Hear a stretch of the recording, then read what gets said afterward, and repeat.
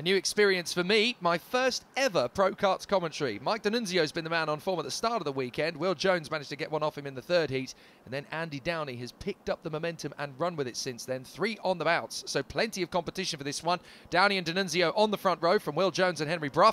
Then it is John Barrington and Paul Williams, Keith Hemingway and Mark Hilditch from Dan Tidwell in 9th position. These guys will give us some serious racing, especially with the drizzle and the wind being at fever pitch ready for this race here at Hooton Park. Away we go, and it's a cracking start from the front of the field as they charge their way through to the first corner. Is there going to be enough grip for everybody to still be facing the right way? D'Annunzio going a little bit wide as they go through. We're on board with Henry Brough as they come out of the second hairpin. Look how little grip D'Annunzio's got. Brough is going to get through, no problem at all, and into second place.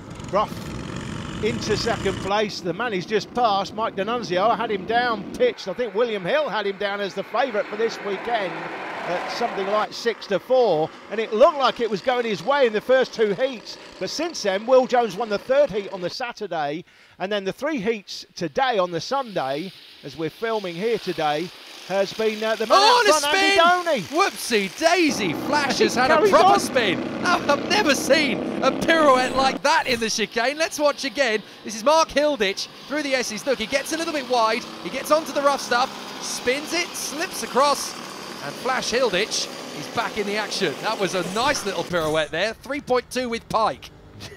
New nickname for Mark Hilditch, Flash. Flash Hilditch. Yeah, at least he kept it going the right way, spun, and it wasn't a 180, it was a 360, it kept going. Well, Andy Downey is your leader and has been since the start. Henry Brough and Mike D'Annunzio battling away for second. Then it's Jones, Barrington, Paul Williams and Dan Tidwell. Mark Hilditch is 8th despite that spin. And Keith Hemingway is still there in 9th position. Watching the battle for 3rd, this is D'Annunzio actually struggling to keep Will Jones at bay. You won't miss Will Jones with that pink, yellow and blue Nassau. Yeah, proper colour, pink, of course, we know. Yes, I've said that men's before, colour. Jake. Men's colour before women hijacked it in 1940. Don't get me started. Oh dear, oh dear. Proper man's colour, pink. So Will Jones hustling Mike D'Annunzio, and he's already taken a heat win this weekend. Of course, he won the 3rd heat yesterday, so this is going to be an interesting one for him and D'Annunzio to move forward. Henry Brough, though, has really taken the initiative in the early stages to get up into second place. Wheel to wheel between Williams and Tidwell. Tidwell's going to get there on the inside. Can he hold it around the outside on the apex? Look at the spray being kicked up this time. You know how severe the weather is now, because in the first 2 races, we haven't really had much spray to speak of, just drizzle and damp conditions. And now the water is absolutely funneling out of those tyres. Yeah, I think Brewster Sales coming off the back of the karts. This is the battle on the track. Downey's well clear, 2.2 he was. What's he clear now? 2.4, so a couple of tenths of a second quicker than Brough. D'Annunzio still there in 3rd place, but this is the battle on the track. 3rd and 4th, D'Annunzio from Jones. Just one Ferrari watch in this class because there's only 9 drivers. So 3 trophies to the top 3 and a Ferrari watch to the winner. And Andy Downey, when you want momentum in the heats towards the end of the series of heats, and none more so than what Downey's done. He wasn't the winner in heats 1, 2 and 3, but he was a winner in heats 4, 5 and 6. Is that Jones getting D'Annunzio on the way through the second apex? Nearly got there, didn't quite manage to have the momentum to skate past. Really exciting battle, and I have to say, Pro Karts are one of my first experiences of any form of competitive karting of any kind. Most people start by going to corporate tracks. Absolutely. Now, don't get me wrong, Jake, don't get me wrong. Let me just explain what these karts, the engines on these karts are. Honda 160 and 200 modifieds, and there's an RPM engine which is tuned by RPM themselves, well known for tuning these sorts of engines. That's a sealed engine. The first 2, you can do literally anything you want to them, as I understand the rules in this class anyway. You can have a 160 and 200. I understand there's not much to choose between them once they're tuned. You can take them to McLaren, get them to tune it if you want. And as far as tyres are concerned, Jake, run what you brung. You can buy any tyre you want in this class. I really do like the rules for this class, and believe me, they will be on the stickiest of sticky tyres on this. In the wets, you can have the stickiest wet tyres you can buy. Those are the rules, folks. See, these are the only karts here this weekend that I actually have any experience of actually driving. I had a play on these when I would have been about 18 or 19 in Norfolk. I had to go at a corporate, which is, it's one of those circuits that you have to know exists to go and play with them.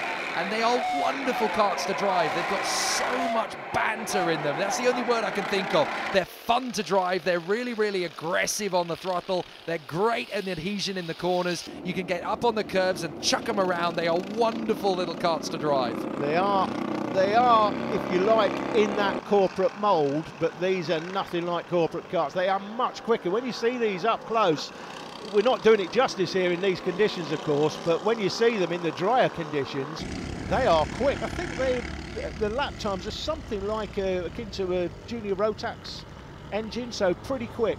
If anybody has a spare one going for the next IKR, I'll happily come out of the commentary box for a race and have a play on one. If anyone, sure, one of these guys will probably put something together. Maybe there's one or two going around spare somewhere. I'd love to give that a go. I'd love to do a celebrity race one day. It'd be great to have loads of people from racing who haven't done karting for a while. We could get all sorts of people involved, like Mike Simpson, maybe Nicky Richardson, get a few of these big names from the world of karting over the years, get them together and come and do a pro Nicky kart. Richardson, who's the clerk of the course, was the clerk of the course for the DRS. Is he still doing that? Not sure, I don't think so. But great lad, really is. Great clerk of the course, but he's the man, of course, Jake, that he beat. Who did he beat back in the day before Hamilton won his championship? A chap called Lewis Hamilton he beat. Yeah, that's very did. true. In fact, we had a proper Senna moment between because obviously in the movie Ayrton Senna, he named Terry Fullerton as his greatest ever racing rival. Somebody asked Lewis a couple of years ago who his greatest racing rival was. Everyone expecting him to say, oh, Fernando Alonso or Felipe Massa or, you know, Nico Rosberg, and he said Nicky Richardson. Yeah, he genuinely said Nicky Richardson. So there you go, feather in the cap, karting. It's in the DNA of all these racing drivers. No matter how high up the ladder you go, it always comes back to karting. And my trips in and out of Europe and further afield, you know, you get to see some big names popping up over the course of the year. Just in this one season in the world of senior karting, I've seen amazing figures come in and either mechanic or support other drivers. Jarno Trulli was spannering for one of his mates in KZ2 the other week at Lonato. I mean, that just shows you just how deep the DNA of karting, the passion of the sport, runs with everybody in motor racing. And races like this are just a great demonstration of that. This is a great class. It was. I did commentate on the live stream here at Hooton Park last year on this class, where I was calling Mike D'Annunzio something else because they spelt his name wrong.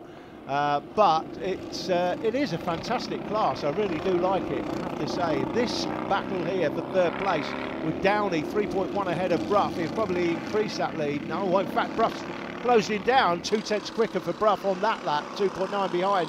But this is the battle on the track for D'Annunzio and Jones. 3 trophies on offer this weekend. Will Mike D'Annunzio be taking one home? He'd have been hoping to take the big pot and the Ferrari watch home after the first 2 heats. He looked like a cast iron favourite, but it's all gone pear-shaped for him today on Sunday. Speaking of pear-shaped, unfortunately it looks as though Dan Tidwell is not circulating anymore. He's suddenly fallen off the chart 2 laps behind the rest of the field. So I'm guessing he's had some kind of mechanical problem. We certainly haven't seen it on the camera, but he was battling wheel to wheel with that man, Paul Williams, and he suddenly seems to have fallen from the fray. So Hilditch just in front of Paul Williams, of course, on the 13. Mike D'Annunzio still hanging on in front of Will Jones for the moment. Look at the rain on the camera lens. That shows you how tricky it is for them out there. It is now heavier than it has been for either the Iami Cadet or the C50 Bambino races earlier on. Yeah, drivers are doing their best. Look at the rooster tails coming off the rear. That's Henry Brough on the 4. Andy Downey's just gone through in the lead. Then Brough.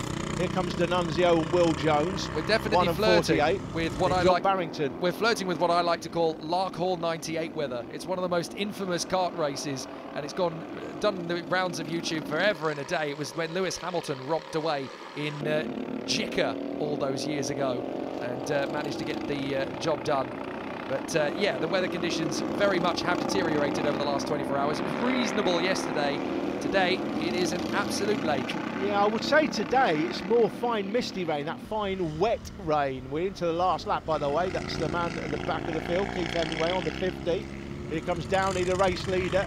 It hasn't been as torrential, perhaps, as it was in parts on Saturday, but it's that fine, misty, wet rain that gets into everything, and it's the wind that blows it into the cameras, the camera lens. It will find any little gap Well, Andy Downey really has been the Sunday driver, hasn't he? He's been absolutely on it all day long, won all 3 of the earlier heats, and now as he comes through the final few corners, he has been large and in charge throughout. Andy Downey out of the final turn, canters to victory here in Pro Kart. Absolutely brilliant job. And he barely even, it does mean a lot to him. I wasn't sure if there was going to be much of a celebration. It means a lot. It means he can swagger back into the office tomorrow and go, hey boys, look what I've got on my wrist. Brilliant. Yeah, absolutely. It's been a cracking day for Andy Downey, no doubt. He didn't win any heat on Saturday, but he's come back today, won all the heats today and the final. So Andy Downey from Henry Brough and Mike D'Annunzio, who just hangs on from Will Jones, with John Barrington and Mark Hilditch next up. Then it's Paul Williams and Keith Hemingway in front of Dan Tidwell. A brilliant bit of race action in Pro Karts here at Hooton Park. Next up, it's going to be the battle for Junior Rotax here in a very wet and very drizzly Hooton Park circuit.